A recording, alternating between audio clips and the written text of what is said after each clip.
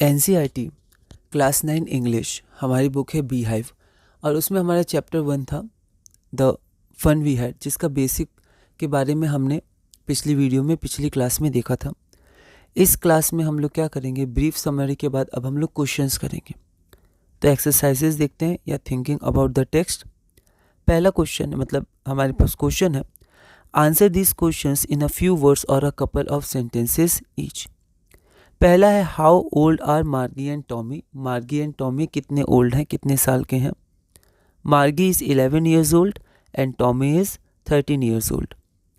अगला क्वेश्चन है what did Margie write in the diary. Margie ने डायरी में क्या लिखा, इसी से कहानी शुरू होती है। मार्गी wrote in the diary today Tommy found a real book. अगला क्वेश्चन है हैड मार्गी ever seen a book before. मतलब मार्गी ने क्या वो रियल बुक जो उसे टॉमी को मिली थी, क्या उसने पहले कभी उसे देखा था। तो नो, मार्गी had never seen a book before. तो आप क्वेश्चन से ही आंसर बना सकते हैं, नो मार्गी। फिर ये हैड है, ये बाद में आ जाएगा, है ना, क्योंकि ये क्वेश्चन था तो पहले चला गया सब्जेक्ट से, अब ये सब्जेक्ट के बाद आ जाएगा। नो मार्गी हैड एवर, नेवर बन जाएगा, है ना, कभी नहीं देखा। Had never seen a book before. अगला है what things about the book she find strange. मतलब मार्गी को कौन सी चीज़ें स्ट्रेंज लगी, अजीब लगी उस रियल बुक के बारे में। मार्गी found it strange that the words in the book stood still. तो वो मूव नहीं कर रहे थे, अभी तक उसने जो भी कंप्यूटर या टीवी स्क्रीन पे पढ़ा था उसमें टेक्स्ट मूव कर रहे थे। उस बुक में जो वर्ड्स है वो मूव नहीं कर रहे थे। इंस्टेड ऑफ मूविंग वो स्टिल थे, instead of moving. The words on the page were the same as they read it first time. ठीक है, तो वो चेंज नहीं हो रहे थे। जैसे मूविंग स्क्रीन में जो टेक्स्ट चला जाता है वो डिसअपियर हो जाता है, नया टेक्स्ट आता है, ठीक है, लेकिन बुक में जो पीछे था वो वही रहा, वो बदला नहीं। जब हमने पेज पलट दिया आगे पढ़ने लगे तो पीछे का टेक्स्ट वही रहा। तो ये सब चीज़ें मार्गी को अजीब लगी। What do you think a telebook is. तो टेलीबुक क्या होता है। A telebook is a book that can be displayed and read on a screen. तो एक इलेक्ट्रॉनिक बुक होता है जिसको हम लोग कंप्यूटर पे या टीवी स्क्रीन पे रीड कर सकते हैं। Where was Margie's school, did she have any classmate. तो मार्गी का स्कूल कहाँ था और क्या उसके कोई क्लासमेट थे। Margie's school was next to her bedroom. तो उसके बेडरूम के बगल में ही मार्गी का स्कूल था और वो अकेली थी, उसका कोई क्लासमेट नहीं था। नो, शी डिडेंट या did not have any classmate. अगला क्वेश्चन है what subjects did Margie and Tommy learn. तो मार्गी और टॉमी कौन कौन से सब्जेक्ट पढ़ते थे। तो Margie and Tommy learn geography, history और मैथमेटिक्स। ये हम लोग पढ़ के समझ सकते हैं। ज्योग्राफी, तो ज्योग्राफी के टेस्ट उसको मिल रहे थे। फिर एक बार मार्गी को याद है कि टॉमी, उसका जो बड़ा भाई था, उसका हिस्ट्री, तो मैकेनिकल जो टीचर था वो हिस्ट्री पढ़ाता था, तो वहाँ से हम लोग समझ सकते हैं हिस्ट्री भी वो लोग पढ़ते थे। और जो लास्ट में हमने देखा था अरिथमेटिक के सम्स, वो कंप्यूटर या रोबोट उसको दे रहा था मार्गी को, पर मार्गी पुराने स्कूलों के बारे में ही सोच रही थी। तो अरिथमेटिक भी आप लिख सकते हैं, पर अरिथमेटिक जनरली मैथमेटिक्स के अंडर ही आ जाते हैं, एक ब्रांच ऑफ मैथमेटिक्स है। तो जियोग्राफी, हिस्ट्री और मैथमेटिक्स। अगला है answer the following with reference to the story. तो स्टोरी के रेफरेंस में हमें इन्हें आंसर करना है। I wouldn't throw it away. Who says these words. ये वर्ड्स किसने कहा। What does it refer to. तो मैं इसे नहीं फेंकूंगा। तो ये इट क्या है। What is it compared bye the speaker. तो वो किससे कंपेयर किया। तो हमने देखा था, मतलब आप रीडिंग करिएगा तो वहाँ पर जब बात हुई थी बुक की, तो बुक में बहुत सारी स्टोरीज़ नहीं थी, एक ही बुक थी, स्कूल के बारे में थी, ठीक है। तो वो लोग कंपेयर करते हैं उस रियल बुक को जो टॉमी को मिली थी अपनी टेली बुक से, स्क्रीन टीवी से, कंप्यूटर से, जिसमें मिलियंस ऑफ बुक्स थी। तो टॉमी ने कहा था कि मैं इसे नहीं फेंकूंगा, टेली बुक को नहीं फेंकूंगा, इसमें बहुत सारी किताबें हैं। तो who says this words, Tommy says this words. It क्या है, तो किसे नहीं फेंकेगा। तो it refers to the television screen on which millions of books can be read, है ना, टेलीविजन स्क्रीन वहाँ पर है, ठीक है। अगला हमारे पास क्या है, टेलीविजन स्क्रीन किससे कंपेयर हो रहा है। What is it compared with by the speaker. The television screen is being compare to the real printed book. तो जो रियल प्रिंटेड बुक थी जो उन्हें मिली थी उससे कंपेयर किया जा रहा है। Sure they had a teacher but it wasn't a regular teacher, it was a man। ठीक है, तो उनके पास टीचर था जो बहुत पहले के स्कूल थे, मतलब हमारे समय के स्कूल। तो वो लोग बोल रहे हैं कि तब के समय एक मैन था, मतलब एक ह्यूमन बीइंग था जो पढ़ाया करता था और वो रेगुलर टीचर नहीं था। तो who does they refer to? तो उनके पास दे हैड अ टीचर, तो उनके पास एक टीचर था। तो दे किसको रेफर करा है? तो हमारे स्कूल्स को, मतलब वहाँ से कंपेयर करें तो हंड्रेड्स ऑफ ईयर्स पहले के जो स्कूल्स थे उनको दे रेफर करे है, उनके स्टूडेंट्स को, कि स्टूडेंट्स के पास ह्यूमन टीचर थे। What does regular mean here? तो रेगुलर मतलब वो रोबोटिक टीचर, क्योंकि उनके यहाँ सारे रोबोटिक टीचर्स थे, तो वो रेगुलर टीचर उनके लिए रोबोटिक टीचर्स हो गए। तो regular refers to the robotic और mechanical teacher. What is it contrasted with? तो किससे कॉन्ट्रास्ट किया जा रहा है? तो मैकेनिकल टीचर से कॉन्ट्रास्ट किया जा रहा है, मतलब मैन और मैकेनिकल टीचर। तो they refers to the old students of earlier times. Regular means the mechanical teacher that Margie and Tommy have had, and the mechanical teacher is contrasted with human teacher of the earlier times. अगला है हमारे पास answer the following questions in a short paragraph about 30 words. तो हम लोग देखते हैं what kind of teachers did Margie and Tommy have? Margie और टॉमी के पास किस तरह के टीचर्स थे? तो Margie and Tommy had mechanical teachers, they were robots that displayed lessons on the screen and homeworks had to be submitted in the slots, जो slot थे। Why did Margie's mother send for the county inspector? तो test देते जा रहा था robot, है ना, और मार्गी वर्स पे वर्स परफॉर्मेंस करती जा रही थी, तो इसलिए मदर को लगा शायद कुछ दिक्कत है, तो काउंटी इंस्पेक्टर के पास ले गई जिन्होंने चेक किया था। Margie's mother sent for the county inspector because the mechanical teacher was not functioning efficiently. It had been giving her, मतलब मार्गी को, test after test in geography and she had been doing worse and worse. अगला है what did he do, मतलब county inspector ने फिर क्या किया? The county inspector took the mechanical teacher apart, अलग किया। After adjusting the mechanical teacher he put it back, adjust किया और फिर वापस जोड़ दिया। The geography sector was geared a little too quick, so he slowed it up to an average 10 year level. तो Margie 11 साल की थी, तो एवरेज 10 ईयर लेवल में सेट कर दिया, क्योंकि उस गियर था वो, जो हम लोग कह सकते हैं जो अंदर में स्विच या फिर गियर होगा घुमाने वाला, तो वो गियर थोड़ा ज़्यादा हाई लेवल पे सेट हो गया था, तो उसको वापस 10th लेवल के अकॉर्डिंग सेट किया काउंटी इंस्पेक्टर ने, और फिर ठीक हो गया। Why was Margie doing badly in geography? What did the county inspector do to help her? तो मार्गी क्यों ज्योग्राफी में बहुत ही बुरा परफॉर्मेंस कर रही थी और काउंटी इंस्पेक्टर ने कैसे हेल्प किया? The mechanical teacher was giving Margie test after test and she had been doing worse and worse. ठीक है, This was because, ऐसा क्यों हुआ? Because the mechanical teacher was geared a little too quick. ठीक है, तो आप क्वेश्चन जो पिछला आंसर था वही है, लगभग उसी को मॉडिफाई कर सकते हैं। तो ऐसा क्यों हो रहा था? ऐसा इसलिए हो रहा था क्योंकि जो मैकेनिकल टीचर है उसका गियर का लेवल कह सकते हैं हम लोग ज़्यादा बढ़ गया था। It was geared a little too quick. The county inspector slowed it up to an average 10 year level. तो काउंटी इंस्पेक्टर ने उसको स्लो कर दिया, ऐसे उसकी हेल्प की, स्लो कर दिया 10 ईयर एवरेज 10 ईयर लेवल पर। What had once happened to Tommy's teacher? Tommy के टीचर को क्या हुआ था एक बार? ठीक है, Once the history sector of Tommy's teacher had blanked out completely. तो पूरा ब्लैंक हो गया था हिस्ट्री का जो सेक्टर था। It had to be taken out for a month by the county inspector. तो काउंटी इंस्पेक्टर ने लगभग 1 महीने तक उसको चेक किया। ठीक है, तो ये हुआ था टॉमिस के टीचर के साथ। Did Margie have regular days and hours for school? If so Y?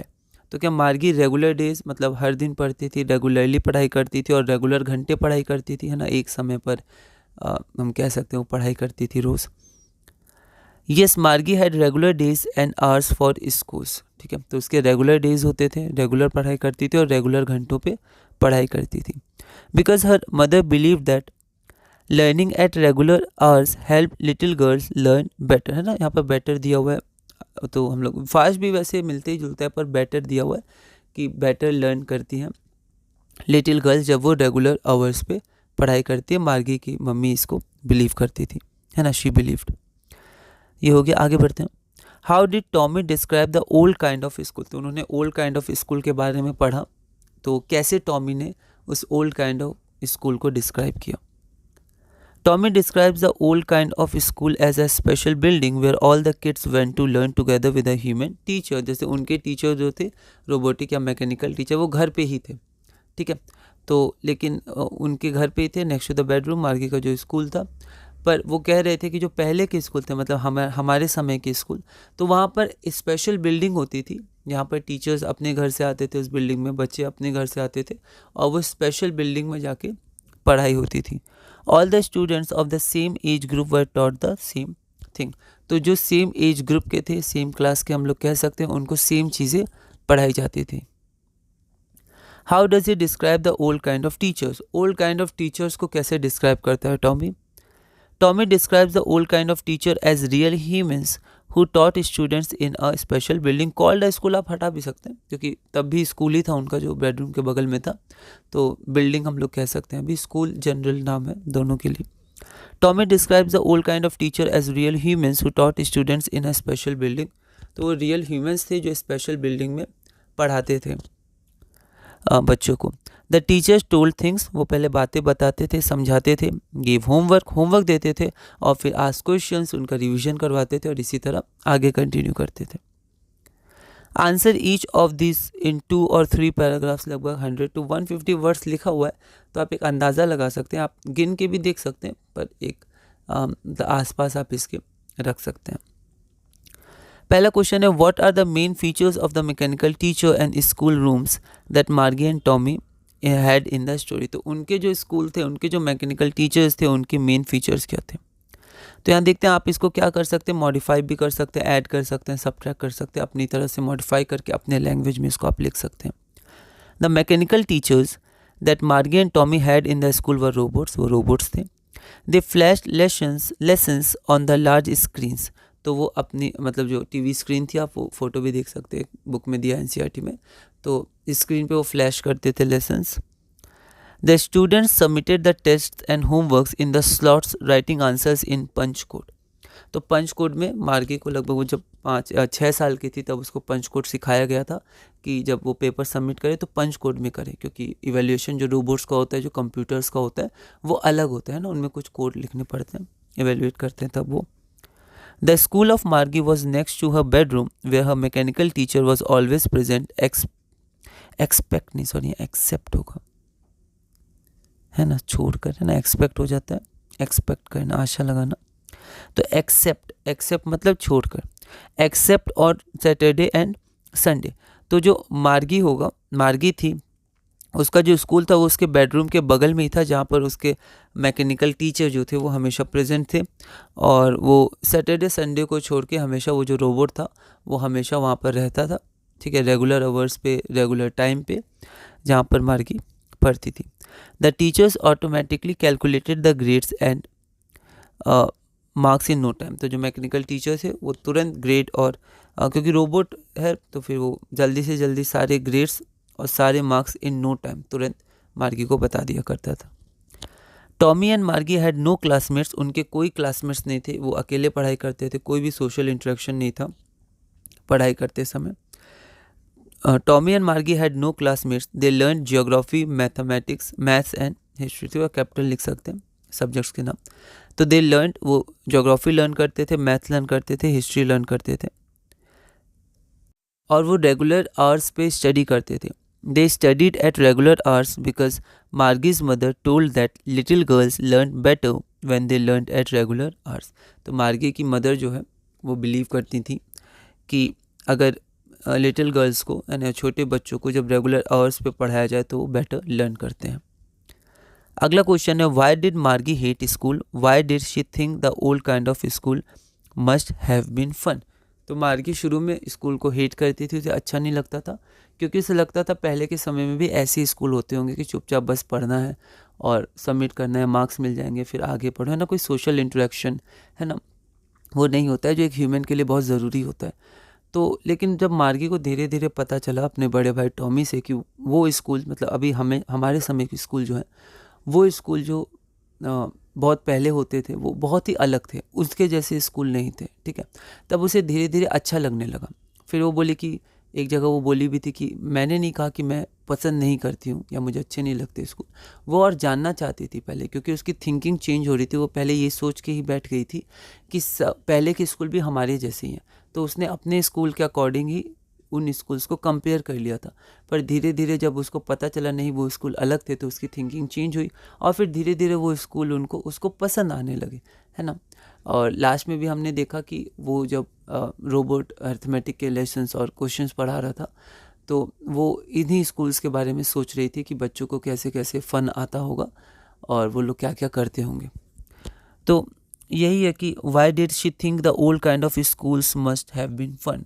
वो फन या फिर अच्छे होंगे, ठीक है, मज़ा आता होगा वहाँ पर, सब बच्चे साथ रहते होंगे। Margie hated school for several regions.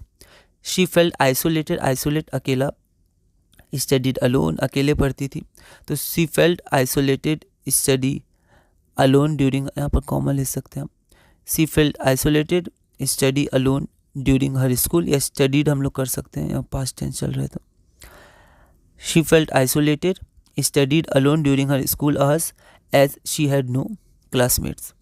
She also hated the school for the fixed time it had. तो उसे पसंद नहीं था कि फिक्स टाइम पे ही स्कूल हो, ठीक है। तो जैसे मार्गी की मदर बिलीव करती थी कि अगर रेगुलर टाइम पे होगा तो बेटर लर्न करेंगे, पर मार्गी को ये पसंद नहीं था रेगुलर टाइम पे हमेशा वो जो उनके टीचर थे वो वहाँ पर रहते ही थे, ठीक है। तो she also hated the school for the fix time it had. The mechanical teacher was always present on time except on Saturdays and Sundays. Also because the mechanical teacher was giving her test after test in geography, she was annoyed. तो उसे बहुत ही बुरा लगा कि test पे test दिए जा रहे हैं और वर्स पे वर्स परफॉर्मेंस उसका होते जा रहा है। She thought that the old kind of school must have been fun due to several reasons.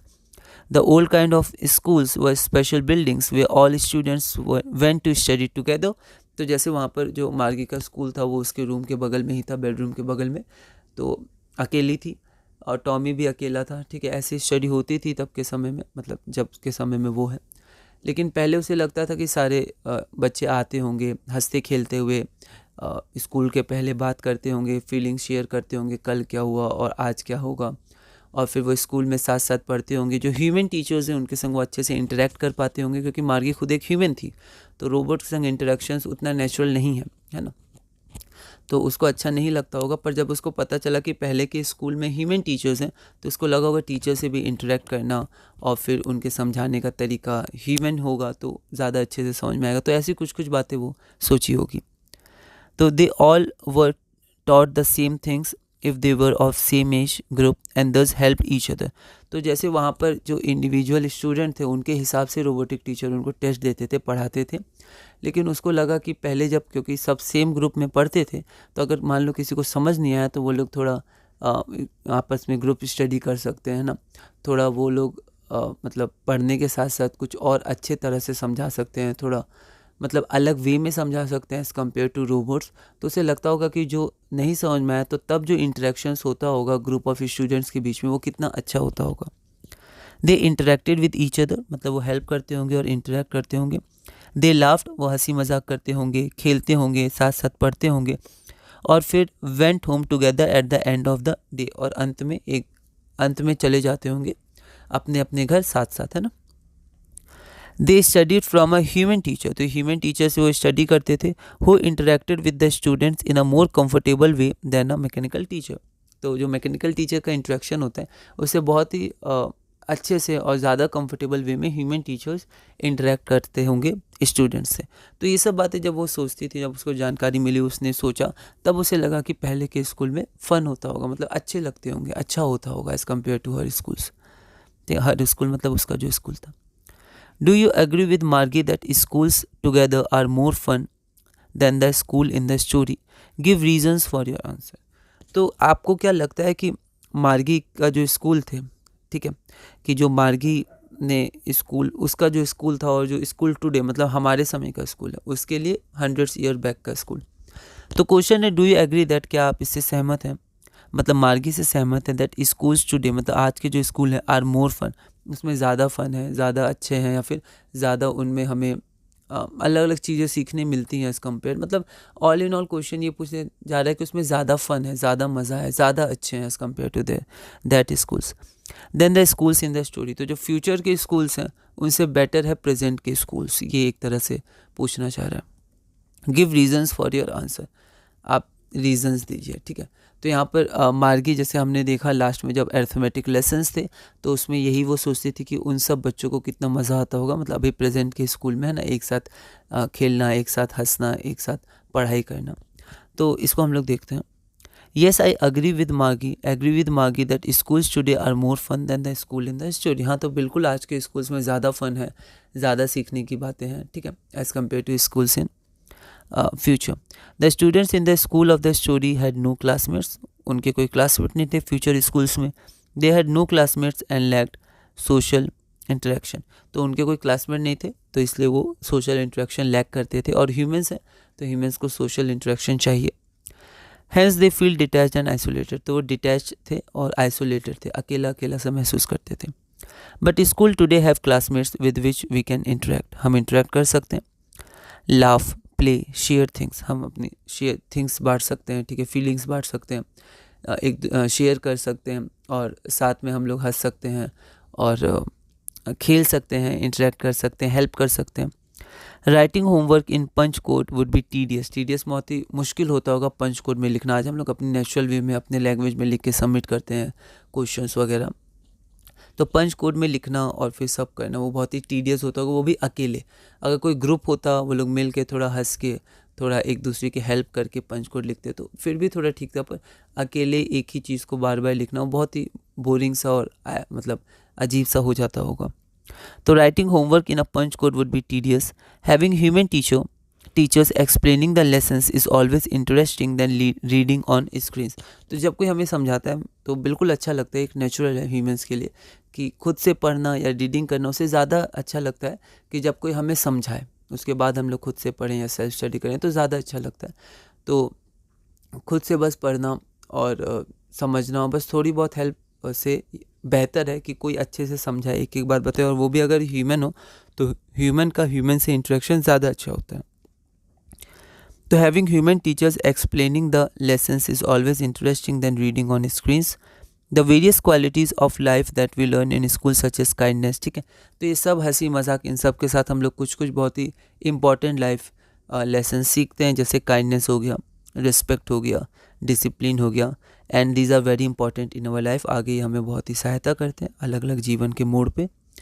तो ये रहा आंसर, आप इसको मॉडिफाई कर सकते हैं, अपने हिसाब से आप इसको लिख सकते हैं। तो इसी के साथ हमारा ये लेसन पूरा हुआ और अब हम लोग धीरे धीरे क्या करेंगे कि आगे बढ़ेंगे अपनी बीहाइव में और ऐसे ही चैप्टर्स को हम लोग कंप्लीट करेंगे।